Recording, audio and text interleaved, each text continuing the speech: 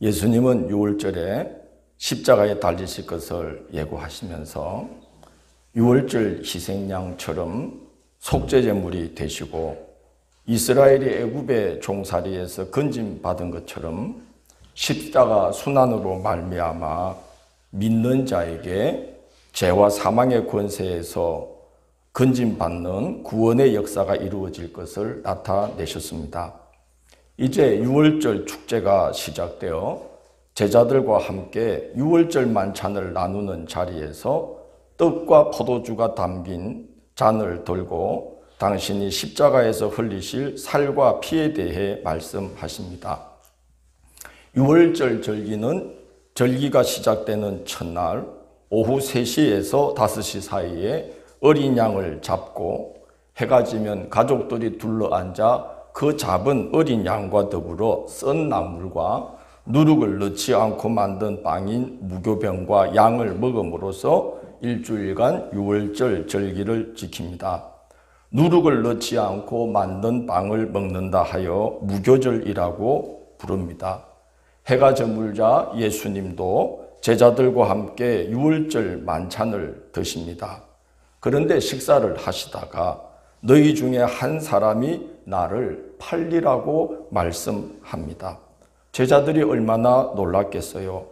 혹시라도 자신이 그 역할을 맡게 될까 걱정되어서 주여 나는 아니지요 하고 예수님께 여쭙니다. 예수님은 직답을 피하시면서 나와 함께 그릇에 손을 넣는 그가 나를 팔리라고 말씀하십니다. 유월절 식사 때는 과일과 식초를 혼합해서 만든 수프를 만들고 무교병을 뜯어서 그 수프가 담긴 그릇에 넣어서 찍어서 먹습니다. 주님께서 그 말씀을 하실 때 제자들 모두 주님과 함께 수프에 빵 조각을 넣어 찍어서 먹고 있었습니다. 그렇기 때문에 나와 함께 그릇에 손을 넣는 그가 나를 팔리라는 말씀은 너희 중에 그가 있다 하는 뜻입니다. 그런 다음 주님은 이런 말씀을 하십니다. 나는 하나님 아버지의 뜻을 따라 십자가에 달리겠지만 그렇게 되도록 나를 파는 자는 화가 있을 것이다. 그는 차라리 나지 않았더라면 더 나을 뻔하였느니라고 말씀합니다. 이 말씀은 굳이 그런 자가 나서지 않는다고 해도 예수님이 십자가에 달리시는 것은 하나님 아버지께서 정해놓으신 일이기 때문에 예수님은 그 길로 가게 되어 있는데 굳이 나서서 역할을 맡은 가룟 유다는 화를 면치 못한다는 말씀입니다. 하나님의 지혜와 섭리하심은 너무나 놀라워서 가룟 유다가 악한 의도를 갖고 행한 일까지도 하나님은 합력하여 인류를 죄 가운데에서 구원하는 선한 결과를 이루는 데 사용하셨습니다. 그러나 굳이 그런 역할을 맡는 자는 자신에게 좋을 것이 없고 화가 될 뿐이라는 말씀을 하신 겁니다. 로마서 12장 19절에서 바울 사도는 내 사랑하는 자들아 너희가 친히 원수를 갚지 말고 하나님의 진노하심에 맡기라 기록되었으되 원수 갚는 것이 내게 있으니 내가 갚으리라고 주께서 말씀하시니라고 권면합니다. 원수에 대해서조차 모진 마음을 품지 말고 하나님께 맡기라고 할 정도인데 그리 억한 감정 품지 않아도 될 만한 일이고 그리 천인공노할 사람이 아니라면 너무 모진 마음 품고 척을 짓고 사는 것은 우리 자신에게 별로 좋을 것이 없습니다. 그리하면 내 원수의 머리에 부으려던 진노가 너의 무리 위로 옮겨질까 두려워하라. 그렇게 성경에 기록되어 있습니다.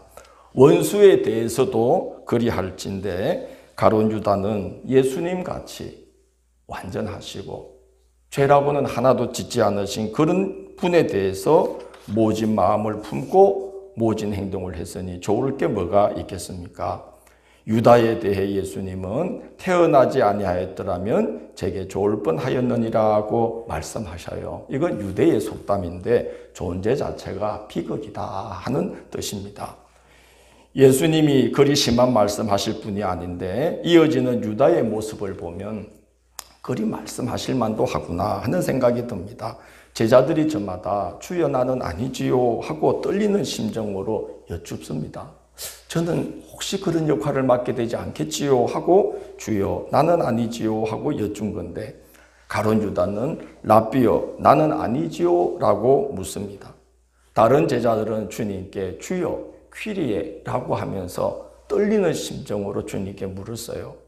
그런데 가룟 유다는 대제사장들이나 바리새인이나 사두개인들이 예수님을 경멸하듯이 부를 때 썼던 말 선생이여 라비여 이렇게 부르면서 나는 아니지요 하고 이렇게 물었던 것입니다.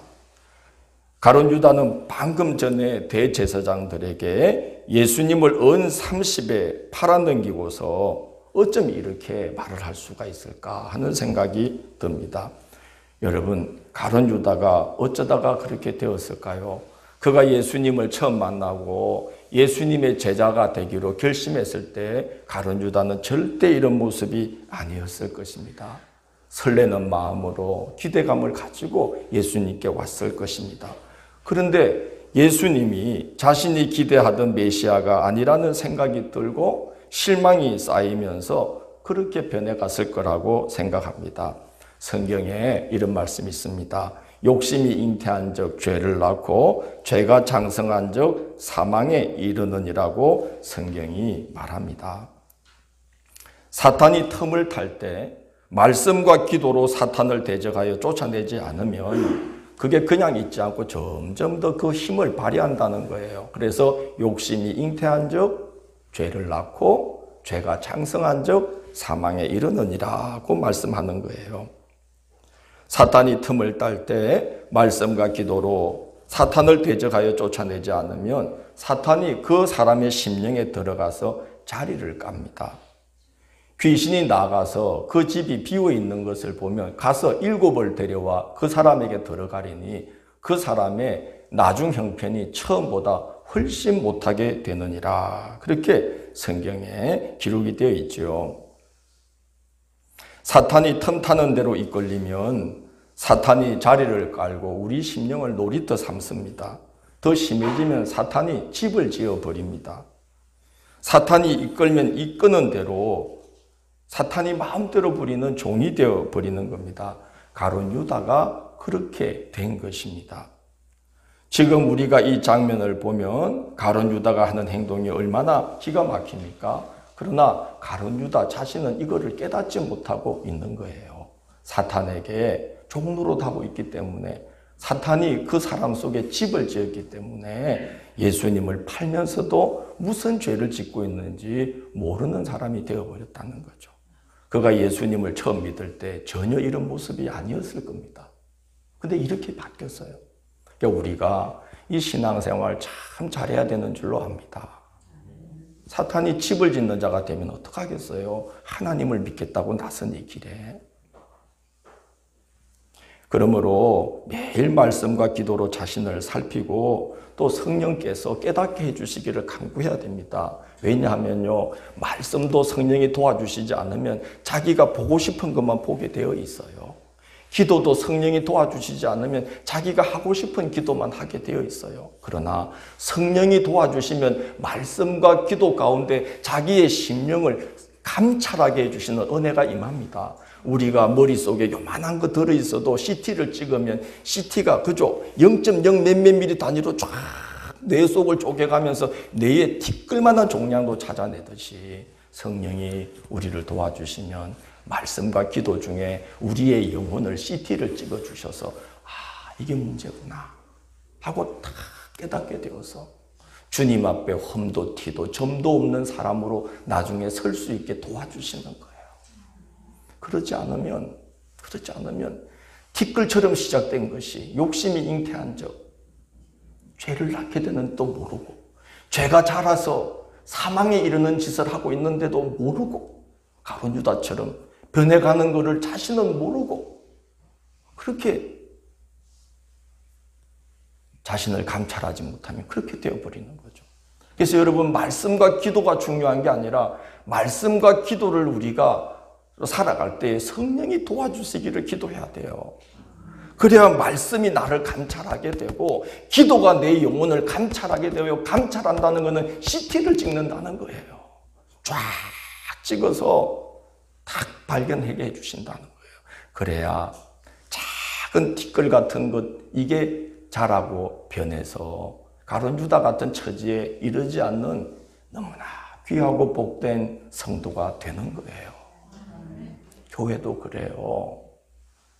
여러분 작은 거 사소한 거 쉽게 보면 안 됩니다. 교회가 무슨 일을 하든지 성령께서 감찰케 해주셔서 아하! 우리 교회가 이러면 큰일 나겠구나. 아하! 내가 이러고 신앙생활하면 큰일 나겠구나. 이렇게 정신을 차리고 화들짝 놀라서 정신 차리고 교회의 역사를 펼쳐가고 우리 신앙의 역사를 써내려가야 되는 거예요. 그렇지 않으면 아주 사소해 보이는 것들이 자라면 사탄이 들어와서 틈을 타고 들어와서 돗자리를 깔다가 아 되겠구나 그러면 집을 지어버려요. 그렇게 되면 안 되는 거예요. 절대로 그러면은 하나님의 복을 받을 수가 없어요.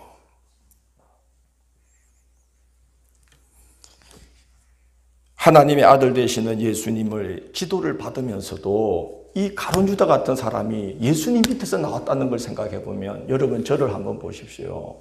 제가 예수님하고 비교나 되겠어요? 그런 부족한 목회자의 신앙 지도를 받는 여러분은 얼마나 더 위험할 수 있겠느냐를 생각해 보셔야 됩니다. 아니 예수님의 지도를 받는데 가룟 유다가 나왔다는 건 저같이 부족한 목회자의 신앙을 지도를 받을 때 여러분이 정신을 바짝 차리지 않으면 헛수고하게 된단 말이에요. 절대 그러면 안 되겠죠. 이어서 예수님은 유월절 만찬을 마무리하십니다. 유월절 만찬이 되면요, 저녁에 가장이 음식을 이렇게 식탁에서 음식을 이렇게 놓고 가족들을 축복하는 기도를 드립니다. 그리고 4번 잔을 이렇게 돌려요. 포도주가 담긴 잔을 가족들하고 부딪히면서 하나님께 감사하고 그렇게 4번의 잔을 나눔으로써 그날의 유월절 만찬을 마치게 됩니다. 그런데 예수님은 유월절 만찬을 당신의 십자가 순환과 그 의미를 가르치는 데 사용하십니다. 떡을 떼어서 축복하시고 떼어서 제자들에게 주시며 받아서 먹어라. 이건 내 몸이다. 이렇게 말씀합니다. 십자가에 자기 몸을 내어주셔서 속죄의 제물이 되시고 그 은혜를 믿는 자에게 영원한 생명이 임하는 생명의 양식이 되심을 말씀하신 것입니다. 그리고 잔을 들고 감사의 기도를 하신 후 제자들에게 주시면서 이것을 받아 마시라. 이것은 죄사함을 얻게 하려고 많은 사람을 위하여 흘리는 바 나의 떡, 나의 피, 곧 언약의 피니라고 말씀합니다. 구약 시대에 양의 피로 죄를 씻음받는 속죄의 언약을 하나님께서 이스라엘 백성들과 맺은 것처럼 이제 그의 아들 예수 그리스도 당신의 거룩한 피로서 그 피의 공로를 믿는 자는 누구든지 어떤 죄의 상태에 빠져 있든지 간에 죄를 용서받고 하나님의 아들 딸로 구원받는 새 언약을 당신의 피로 맺으신다는 것을 지금 말씀하고 계시는 거예요. 참 놀라운 예수님이에요. 유월절날 그 어린 양을 잡는 거 그걸 가지고서는 당신이 속죄 제물이 되신다. 또 유월절에 우리가 이스라엘이 애굽에 종된 상태에서 구원받은 것처럼 이제 나로 말미암아 내가 십자가에 달릴 때 너희들을 죄의 종된 상태에서 사탄의 종된 상태에서 내가 건져내어 하나님의 아들 딸로 구원할 것이다 하는 것을 보여주셨는데 이제 유월절 음식을 나누면서는 내가 이 떡처럼 내 몸을 십자가에서 찢을 것이고 이 피처럼 내가 십자가에서 피를 흘릴 때에 누구든지 믿는 자는 구원을 받아서 하나님의 아들, 딸들이 되는 새 언약을 맺는 그런 언약의 중보자가 내가 이 피와 내 몸으로서 맺을 것이다 새 언약의 중보자다 하고 예수님이 말씀을 하신 겁니다. 그래서 새 언약의 공동체인 교회는 떡과 잔을 나누며 예수 그리스도를 통하여 하나님께서 믿는 자에게 베푸신 사죄와 구원의 은혜를 기념하고 그 은혜에 동참합니다. 성찬을 절기 때마다 참 그립김 없이 나눌 때가 너무나 그립습니다. 여러분도 좀 그렇지 않습니까? 성탄절날 성찬을 하면 너무 좋겠는데 우리가 막 그렇게 성찬을 할 때는 이게 얼마나 귀한지 몰랐어요. 그래서 애들도 그 빵이 뭔지 의미도 모르고 그냥 끝나기만을 기다렸다가 그 빵 쪼가리 더 먹으려고 이 성찬은 우리가 그 새 언약의 공동체가 된 이 교회가 그 주님의 살과 피의 공로를 상징하는 떡과 잔을 나누면서 하나님께서 믿는 자들에게 예수님을 통하여 아낌없이 베푸신 사죄와 구원의 은혜를 기념하고 그 은혜에 우리가 빠져드는 그 은혜의 바다에 들어가는 그런 시간이 성찬의 시간인 것이죠.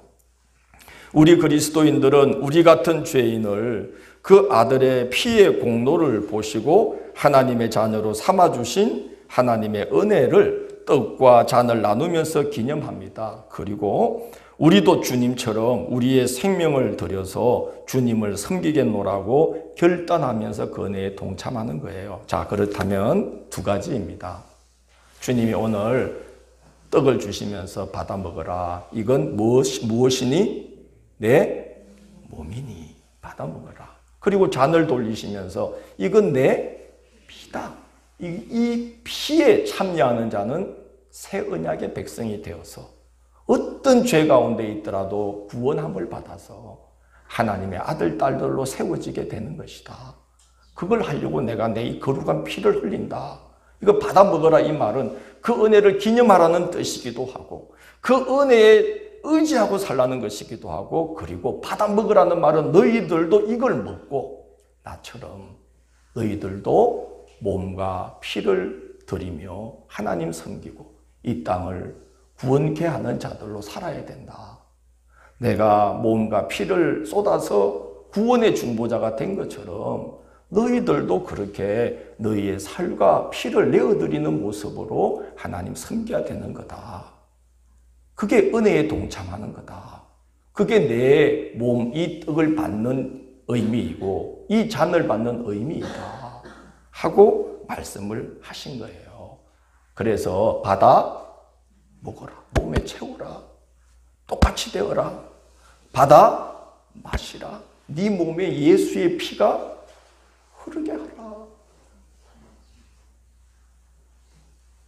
저는 지난 주간 성경 통독을 하던 중에 전에는 무심코 지나갔던 성경 본문을 새롭게 발견하게 되었는데 그게 오늘 함께 읽은 데살로니가 전서 2장 8절과 13절 말씀입니다. 성경을 요즘 제가 동영상에 계속 올리잖아요. 내일 성경 통독 부분을 하루 전날 막 준비해서 올려요. 여러분 안 보셔도 돼요. 괜찮아요. 아니, 재밌는 게 얼마나 많은데 그걸 계속 보겠어요. 괜찮아요. 진짜예요. 저는 저를 위해서 해요. 그래도 시골 목사라도 매일같이 말씀 앞에 서는 훈련을 해야 되겠다 싶어서 저를 위해서 해요. 그러니까 진짜 안 보셔도 돼요. 안 보실 줄 믿고 있어요. 괜찮아요. 재미도 없잖아요. 들어보면. 그래서 제가 사실 그거 하려면 한 4시간 걸려요. 왜냐하면 성경을 주석책을 갖다 놓고 꼼꼼하게 읽어요. 4-5장을 꼼꼼하게 읽으려면 적어도 2시간이 걸려요. 그리고 그거를 타이핑을 또 해야 돼요. 그리고 한 30분 이상 걸려요. 그 다음에 그거를 카메라를 앞에 놓고 구술을 해야 돼요. 그 말을. 근데 제가 이제 나이 드니까 이게 뭐 당구 용어를 써도 되나요? 삑사리가 나요. 그래서 말이 헛나오면 처음부터 다시 해야 돼. 그래서 하다 보면 4시간이 걸려요. 그래서 어쩔 때는 솔직히 말씀드리면 이걸 빨리 그냥 올리면 속이 숙제를 푼 것 같아서 매일같이. 그래서 막 급하게 할 때가 있어요. 근데 하나님이 깨달음을 주셨어요. 야, 네가 처음에 너를 위해서 시작한 거 아니냐. 목사가 그래도 말씀 묵상을 매일 해야 된다고. 근데 지금 이게 숙제가 되면 어떡하냐. 그래서 이제 새벽에 예배 끝나면 자지 말고 목양실 올라가서 꼼꼼하게 네가 말씀 앞에 서라. 그래서 네가 말씀을 전하려고 하지 말고 이제부터 나한테 말씀을 받아 먹어라. 할렐루야. 맨날 네가 전하기만 할 거냐. 뭐 먹은 게 있어야 전하지. 네가 뭐 나한테 받아 먹은 것도 없이 맨날 뱉어내면 나중에 어떻게 될 거냐. 그래서 이제 그렇구나.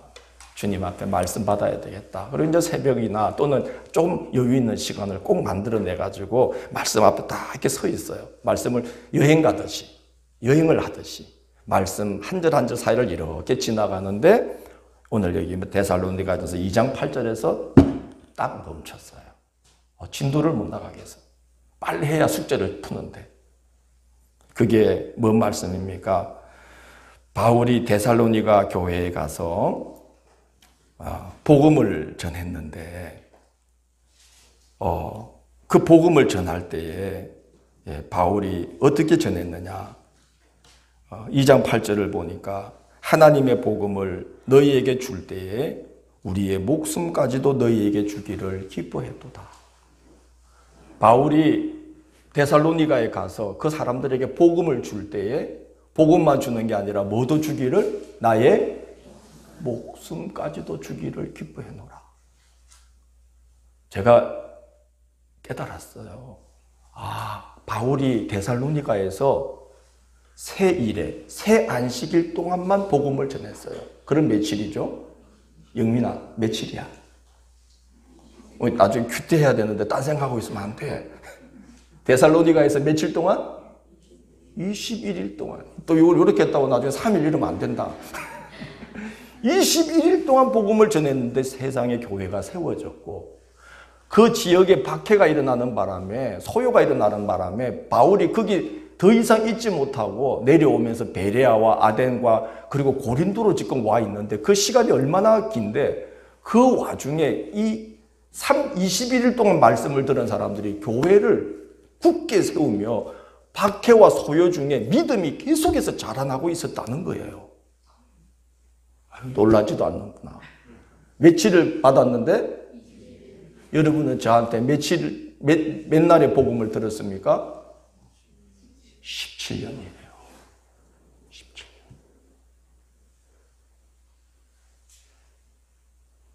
데살로니가는 딱 3주 복음을 들었는데 데살로니가 1장을 보십시오. 너희의 믿음의 소문이 각처에 퍼졌으며 모든 믿는 자들의 본이 되고 있느니라. 그래서 저는 어떻게 이 교회가 이럴 수 있을까 생각했는데 깨달았어요.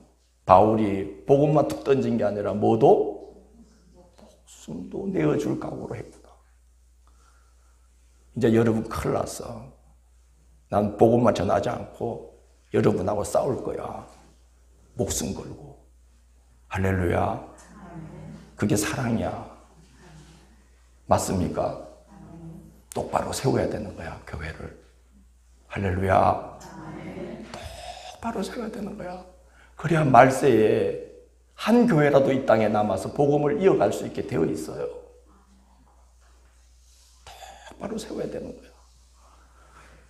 바울이 복음만 주려고 한 게 아니라 뭐도 주고자 했다? 목숨도 주고자 했구나. 저희가 지난주에 갔나요? 봉곡교회? 지지난주에 갔나요? 예, 제가 좀 이래요. 이제 지나고 다니죠. 그 가구 몇 안 되는 동네에 교회가 지금까지 서 있고 갔더니 그 어려운 중에도 목사님 사모님이 그 교회를 얼마나 깨끗하게 가꾸어 놓으셨는지 성도들과 함께. 그렇죠. 목사님이 거기서 그냥 세월 보낸 게 아니고 복음만 그냥 던져준 게 아니고 뭐도 목숨을 거기에 몸과 살과 피를 막 녹여내면서 목회하셨으니까 그렇게 그 땅에서 교회가 자리를 지키고 아름답게 가꾸어진 모습으로 교회가 있었던 거예요.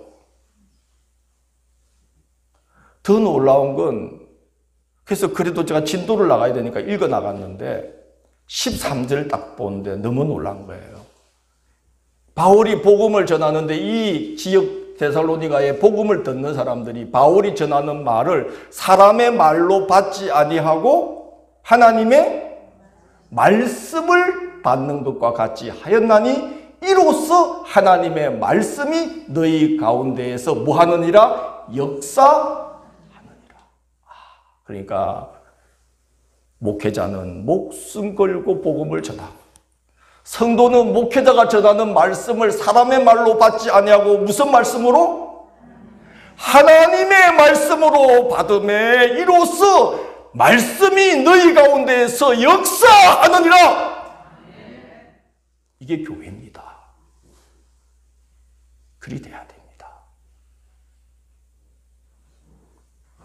제가 그래서 더 진도를 못 나가고 이 두 줄을 읽다가 멈췄어요.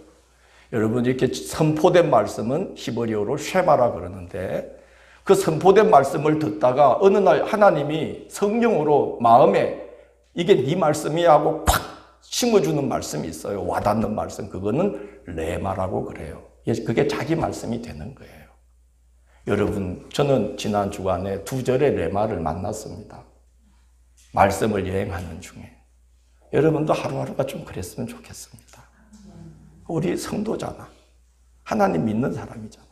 그럼 하나님 말씀을 자꾸 들어야지, 매일. 그리스도인이잖아. 매일같이. 할렐루야.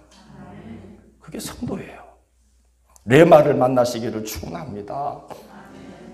레마, 내 말씀.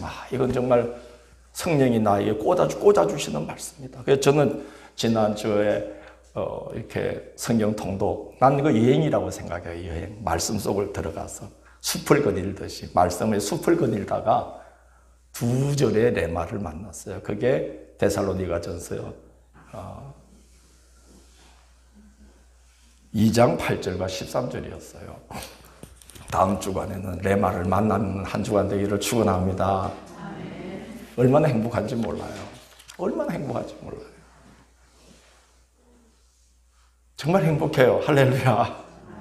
레마를 만나면 행복해져요.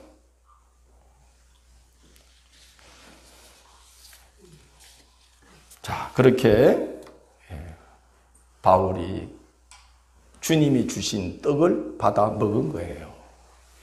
자기 살을 내어주기로 결심한 거예요. 그 주님의 떡에 동참한 거예요. 자기 피를 거기다 쏟기로 결단한 거예요. 주님의 피에 동참한 거예요. 그래서 데살로니가 교회가 세워졌어요. 마게도니아와 아가야 온 주변에 각처에 소문나는 교회가 세워진 거예요. 나는 우리 함양제일교회가 그렇게 되기를 기도하고 있습니다. 그런 교회가 이 시대에 필요하지 않을까요? 저는 그런 교회에서 목회하다가 목회 끝내고 싶습니다. 그래서 사실 17년 목회하다 보면 왜 오라는 데가 없었겠어요, 사실은. 조금 좋은 조건 찾아서 옮겨 다니는 건 쓸모없는 목사가 될 것 같아서 정말 이를 깨물고 기도하면서 이겨냈어요.